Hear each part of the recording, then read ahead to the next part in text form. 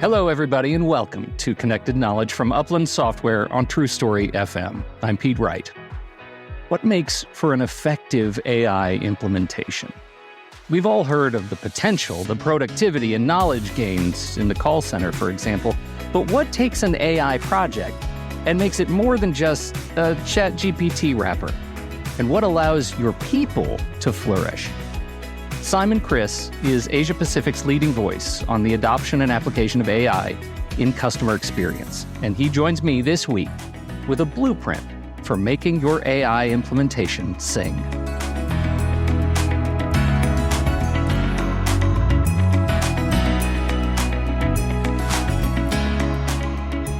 Simon Kriss, welcome to Connected Knowledge. So grateful that you have graced us with your time today. Yeah, hi Pete. It's great to have a chance to chat with you. I'm watching the Olympics still going on as we record this, and my goodness, the companies want me to be paying attention to their AI pretty hardcore right now. I'm curious what your sense is on the state of the union for AI. Before we dig in specifically to the contact center in particular, how do you think the cultural implementation is going right now? Yeah, what a great question. I mean, AI is one of those few technologies where the technology is growing faster than the human use cases for it. You know, we have OpenAI talking about model number 5, model number 6. We're not even using model number 4 properly. And so it's just outstripping. And unfortunately, that leads sometimes to little bit of FOMO and people just implementing it without really understanding the societal impacts. And, you know, I worry, I know that the French police and French military and stuff are using a lot of facial recognition software during the Olympics. How accurate is that? Are we picking on certain people over others? You know, many of us would have seen the wonderful Netflix show Coded Bias, that, you know, we know that there's bias in these models and things. So the societal impacts are interesting. But that's just as interesting for businesses as well, because we see two extremes in business. We see those businesses that are suffering from FOMO and just jumping in and, you know, launching these incredible applications. But we just as much see companies that are suffering from what I call FOMF, which is fear of moving forward, and they're just crippled with anxiety about, you know, the size and the dimension and the scale of AI to the point where they don't do anything. And so it's a really interesting time where I think there's still a lot of marketing hype over true, actual deployments, particularly in generative AI. It's such an interesting perspective, and I think it comes at just the right time, because when we're talking about, you know, culture, we're talking about individuals, we're talking about human creatures, and organizations are made up of complex machines of human creatures. And if we're looking at creating a substantive deployment of AI that really makes a difference, somehow we have to get the human creatures on board. We have to get the human creatures to trust, and we have to get the human creatures to buy in. And that's the thing that I'm interested in your take on. How do you offer big wins to get people to really side with the potential that we have been promised? Yeah, I think it really starts with just general education about what AI is, what AI isn't. You know, a lot of people see these large language models, the ChatGPTs and Claudes and Perplexities, and they look at them and think, wow, this thing is so smart. Actually, when you look at how much information is loaded into a large language model, it's less than a 4-year-old has. And because we have this aperceptive mass, right, we take in information in a number of ways, not just text. And so people simply don't understand and are a little bit afraid of it. And so I think one of the biggest parts of a win before you deploy any of this type of tech in an organization is to go and get the people on board. And that starts right at the top. You know, if the CEO, COO, CFO don't understand this technology, it's not going to filter its way down through the organization. Now, that being said, there's a bit of a groundswell that we're seeing from the front line coming up where, and this was highlighted in a recent report by LinkedIn and Microsoft, that a lot of people are using generative AI, but they're using it in the shadows. So they'll use it, but not tell their boss that they're using it, or they'll BYO their AI. So they'll bring their phone into work and they'll ask a ChatGPT on the phone, and then they'll type that in to, you know, things like that are happening. But the mere fact that they're not disclosing it means that people are confused about what they should do, what they shouldn't do. It's one of those things I think it was a line from the great movie, The American President, right? In the absence of you stepping up to the mic, leader, they'll listen to whoever has the loudest voice. And that leads to that sense of confusion. If you know, as an institution, if you don't have a sense of AI purpose. That's correct. And fear only exists in a vacuum. You know, if your people are scared, is AI going to take my job? Are we going to downsize? Is this going to happen? Is that going to happen? That's all on the CEO, because clearly that CEO is not openly communicating to the organization, this is what we're planning to do with AI, even if that is just a holding message of, we don't know what we're going to do with it, but we're starting to explore it to see what it can do for our business. And then later come back and say, okay, this is what we're doing with it. And in the absence of any of that, fear exists. You know, I mentioned the ChatGPT, the inevitable ChatGPT wrapper that becomes the injectable into so many application front ends. What is it about strong AI implementations that makes them stand above what we're seeing in terms of the rush to market apps? So the biggest, most obvious thing that everybody says they know about, but they don't really, is the underlying data that the AI is using in order to do its job. Now, whether that's big decisioning engines, whether that's, you know, an AI chatbot, whether that's AI-empowered knowledge systems, any of those things always rely on the data that sits underneath. And people expect AI to do what a human does, which is think illogically, understand this, understand that. And until AI has been taught to do that, it won't do it. So a great practical example is if you have a knowledge management system, whether that's as, you know, simple as a spreadsheet or as complicated as, you know, as sophisticated as a Panviva system.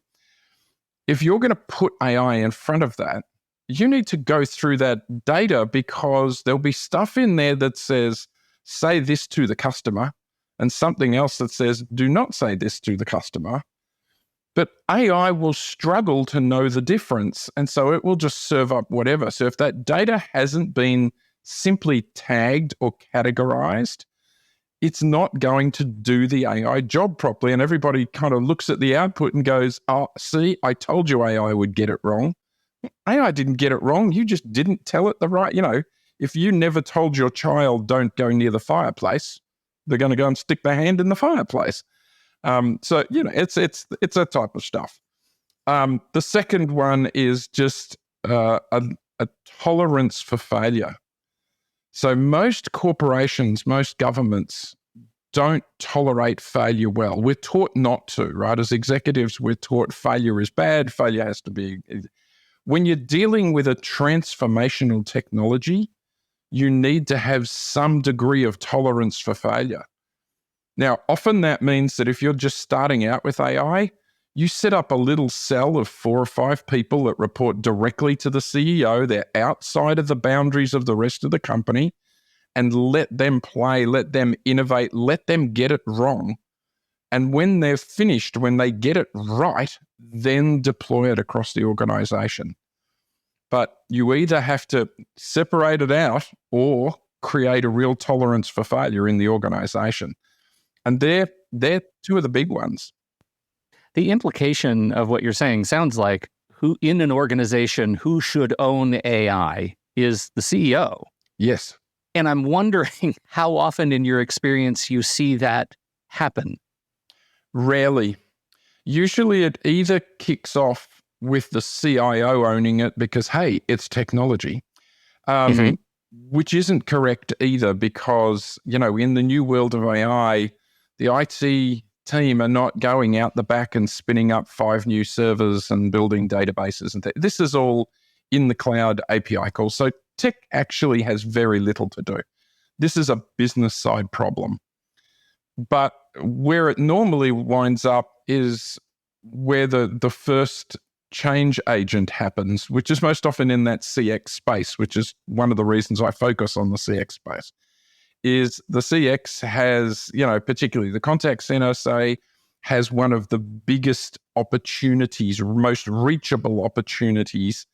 And so they jump right in and, AI winds up living in the CX space first, and then later, we'll create a head of transformation and we'll put it there, rather than saying, the CEO saying, okay, I want a head of AI and I want them to lead this particular transformation and I want them to build my ethical and responsible framework and I want them to do this and I want them to do that. So we're not seeing that level of adulthood in AI. We're still seeing teenagers rather than seeing adulthoods. And that plays out a couple of ways. One of my favorite things to share is that when it comes to AI, particularly generative AI, it is a lot like teenage romance in that everybody's talking about it. Everybody thinks everybody else is doing it.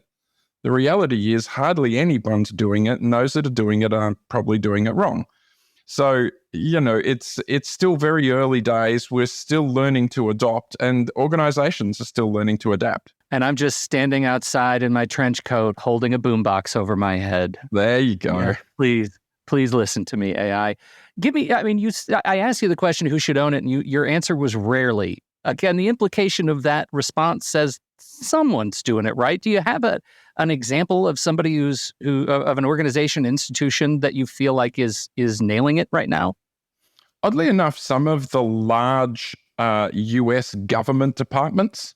You don't have to joke. Like, you don't have to joke with me right now. No, IRS, people like that are appointing definitive heads of AI, of course, NASA, some of those larger organizations. We're also seeing some of the large banks here in Australia and in the US and in the UK doing that. And that's because they've had a history with AI for a little bit longer than the rest of us. They've been using AI to model who should get a loan, all of these systems that track whether or not a credit card transaction looks, weird or not.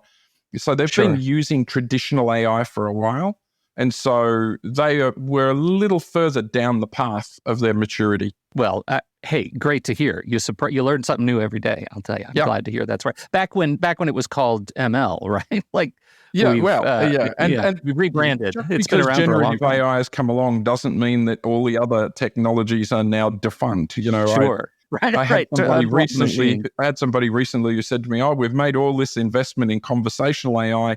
Do I have to throw all that out now because generative AI has come along? And it's like, no, you just sweat that asset and, continue to use it. So there's still a place for RPA. There's still a place for machine learning. Absolutely. Okay. All right. So you have a 12-step process that we want to talk about. And I don't know, I leave it to your tutelage to decide how much detail you want to get into on your 12 steps. But I know we want to walk through the 12 steps and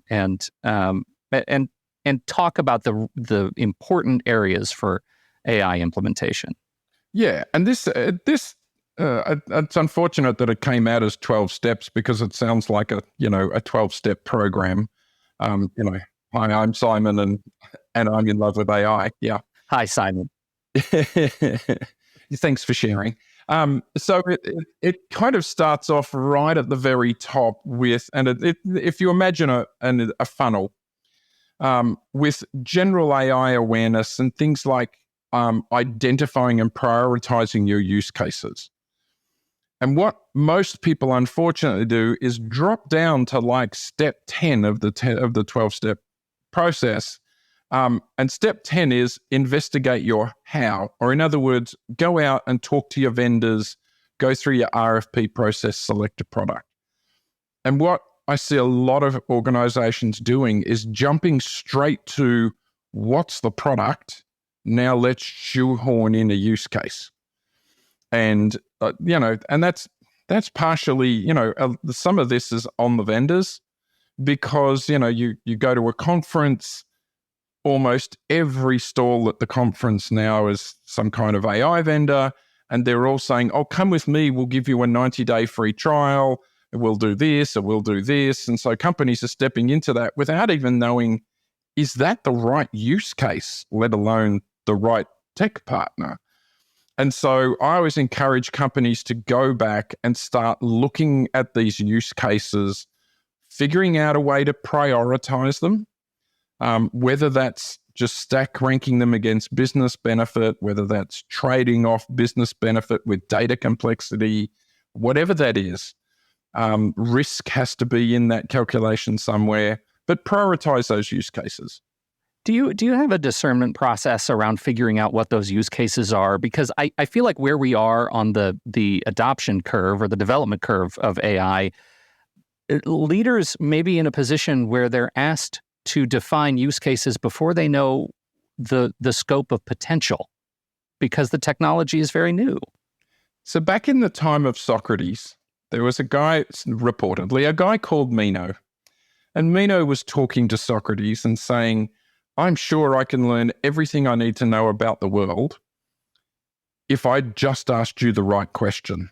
The problem is I don't know enough to know what that right question is. And that's exactly where we are with AI today. If I went into an organization, particularly to the executive leaders, and said to them, what do you want to do with AI? Their answer is invariably, I don't know, what can AI do? There you go. And so you get this chicken and egg. So that's why I was talking about always starting off with general AI awareness across leadership.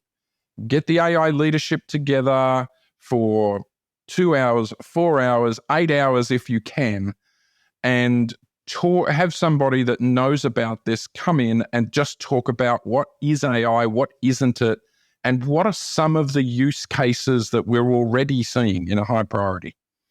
And then get together your most innovative people to look at every area of the business and pull up use cases.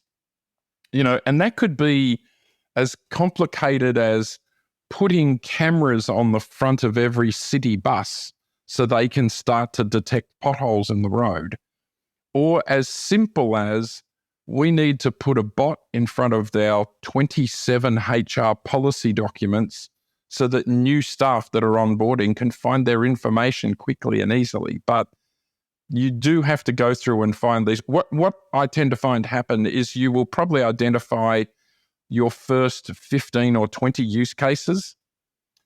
And then once you start down the path, suddenly another 10 emerge and 5 over here. And this area of the business comes up with 5 or 10. And suddenly you've got 40, 50, 60 use cases. But it takes the use begets use. This would be my advice. Okay, so turning our attention back to the 12 steps, I think I hijacked you literally after step 1. So let's keep walking through the narrative. Right. So as I was saying, you prioritize the use cases. The very next thing you do after you've said, well, this is the use case we're going to go after first, is go and start scrutinizing the data that would be used to power that. Because as I said, it might seem great to put AI in front of your knowledge, but if your knowledge isn't well structured, it's going to take you 3 months to go and tag all that data. So go and pick another use case. Keep working on the stuff in the background, but go and pick another use case. So you get a little bit of circular stuff going on between steps 2 and 3. Once you're there, though, and you know what your use case is, and for any organization starting out, so please select one use case and make it internally facing, don't go external first. Once you identify what that use case is, start to articulate and socialize why are we doing this use case. So remove that fear. Go out and talk to the organization about this is where we're starting the journey and this is why. Figure out who's going to do this, identify what a win looks like, then really start to deeply analyze the process that you're trying to augment, because invariably we're looking for augmentation before automation. Document the what and the why, then start exploring any downside risk or ethical concerns or anything like that. And then go and buy your tech that you're going to do and move into your proof of concept. So there's a whole pile of work that needs to go on before you select your technology. It seems like the vast majority of the intellectual work happens before you've selected the technology. Absolutely. Yeah, the tech should just be the enabling piece, not the driver. That said, moving from technology to, from choosing your technology to making it a part of infrastructure and training and adapting the organization to it has to come with its own set of, tell me there are steps, sub-steps. Yeah, so I usually tell them to get through the proof of concept first. I mean, keep communicating through the proof of concept. Let the organization know what's going on.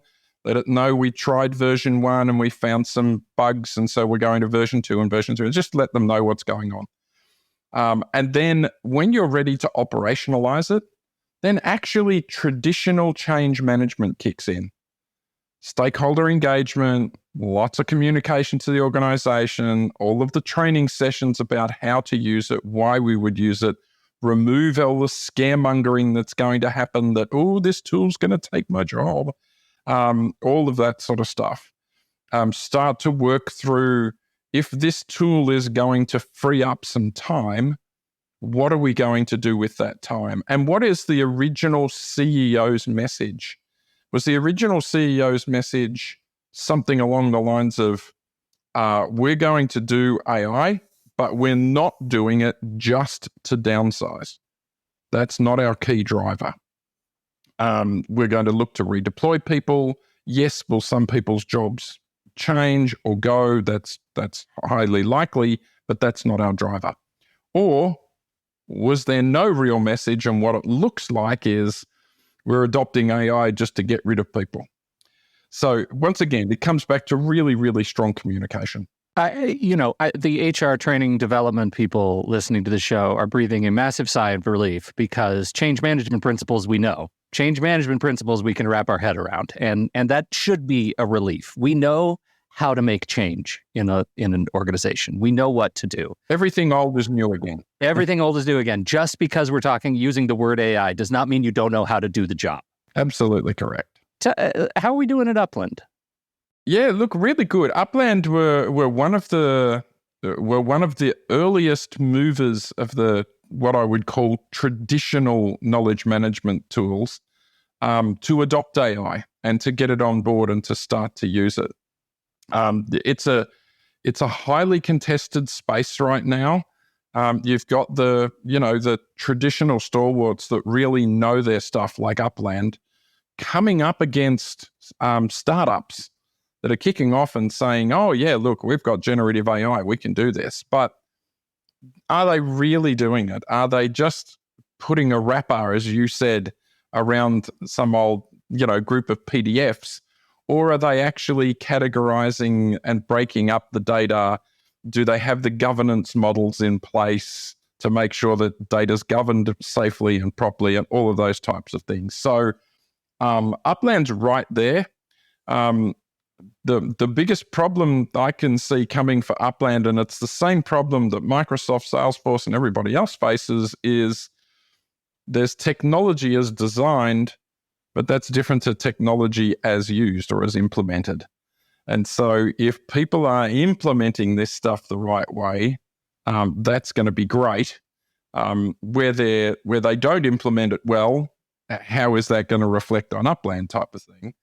Because there's primarily three types of AI, if you want to think about it this way. One is product embedded AI, which is what Upland have, right, in spades. They've taken AI, they've embedded it in the product. It's there and it's complete. And, the way in which they've done it, it complies with all of their GDPR compliance and HIPAA compliance and all that sort of stuff.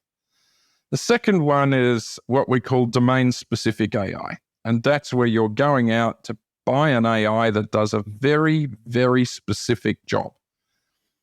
As an example, that might be you're buying an AI that understands in depth the legislation around building houses in the great state of Montana or something, right? And so you want something that really just understands that.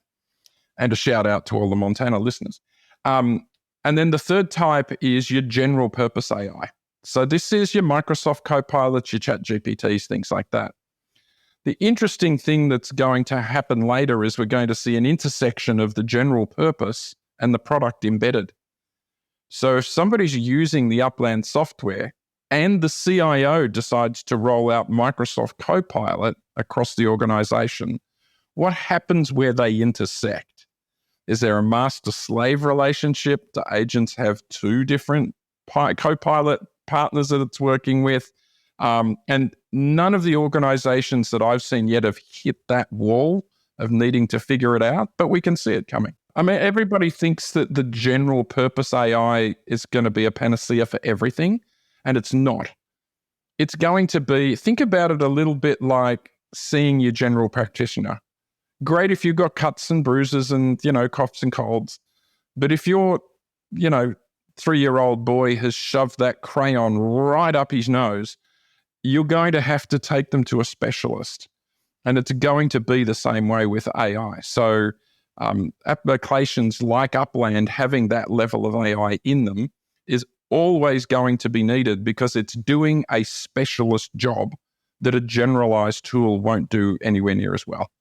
We're, what are we, 2 years on since ChatGPT released?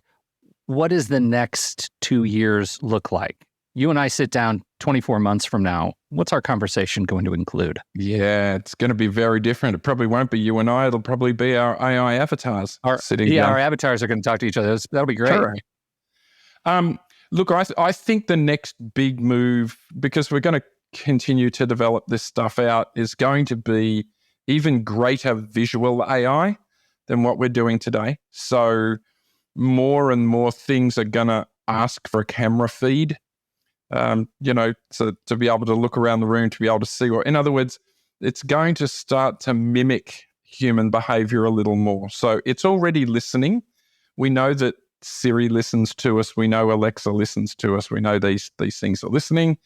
Even the OpenAI app itself can do that. Applications like Upland can listen to a call in real time as it's happening to, surface the right information. So AI's already got ears. The next thing AI is going to want is eyes, because that builds that apperceptive mass for it. So if it has eyes and ears, it can do a lot more in the world. And then ultimately it'll move to, robotic fingers and the stuff. But so I think we'll see a couple of things. One, as I said, I think you'll see more visual feeds into the AI. Secondly, I think it will start to become more personal for people. So, it started out that a lot of this tech was big application, and it was only when it became personal that people really started to accept it. So it was only when Alexa came into the house that initially there was that, I'm not having one of them those in my house. It's going to listen to me all the time. Well, we got past that pretty quickly. And suddenly we discovered that we could say, hey, Alexa, build this for my shopping list and add this to my shopping list and do this for me and turn down the music. And that was fantastic. So the same thing is going to start to happen with AI. In fact, I'm a little drawn back to the movie Her with Joaquin Phoenix from about 10 years ago. And anyone who hasn't watched that recently needs to go and rewatch it. It'll scare you how close it is. Where we each have a personalized AI.